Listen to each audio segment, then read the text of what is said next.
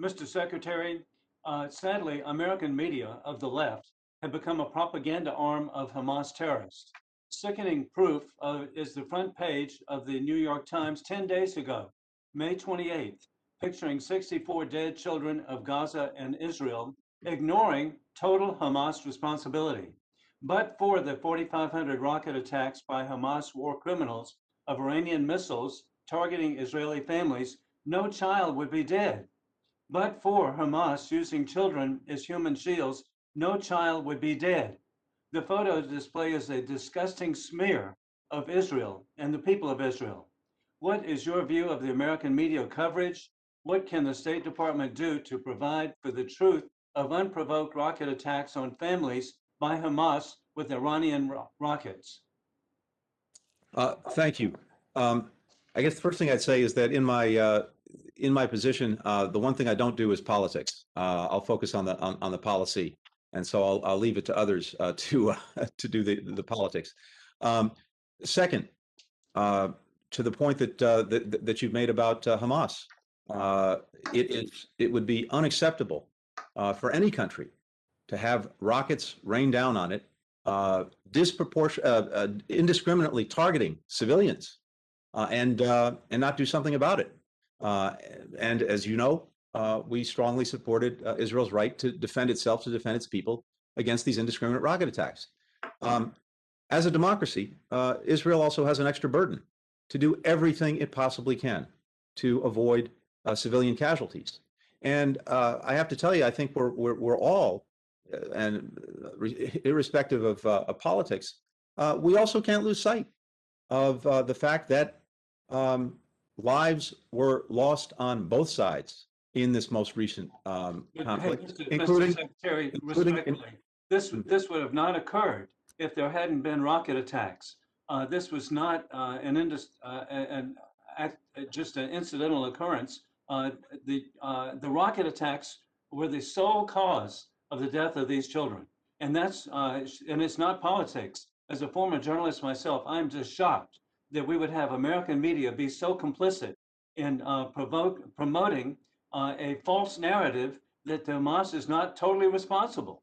You can only make so many. And I've been to Israel to see mothers there protecting their children. It's just horrifying. And so we need to be specific and go after the war criminals. Congressman Sherman was correct. And on another issue, in regard to the Iranian nuclear deal, there's an effort to resume that, but there's no mention of addressing their Iranian efforts of ballistic missile capabilities. There's only one reason for ballistic missile capabilities is provide a nuclear attack against the people of America to promote their view, death to America, death to Israel. Why is there no effort to include a bar against continuing development of intercontinental ballistic missiles? There are multiple egregious activities that Iran is engaged in, including missile activity, proliferation, support for proxy groups, terrorism, destabilizing actions. Each and every one would be even worse if Iran had a nuclear weapon or was on the threshold of being able to have one. It would be able to act with even greater impunity. So the first urgent thing that we need to do, if we can, is to try to put the nuclear problem back in the box that it was in under the agreement, and unfortunately, it has now gotten out of. That takes away, and not in the least, from our ability and determination to deal with these other actions that Iran is engaged in, including the ones you rightly point to with regard to missiles. But their actions clearly indicating they're not serious. Okay, they're developing missiles to deliver what they plan to do in the future. Additionally, there's no provision to stop regional instability by providing the rockets to Hamas and Hezbollah to attack Israel, by providing the rockets to the Houthis to attack Saudi Arabia. Hey, beginning with the Beirut bombing, killing hundreds of Americans, the IEDs killing hundreds of Americans in Iraq. Why is there no reference to blocking the instability which Iran is promoting throughout the region?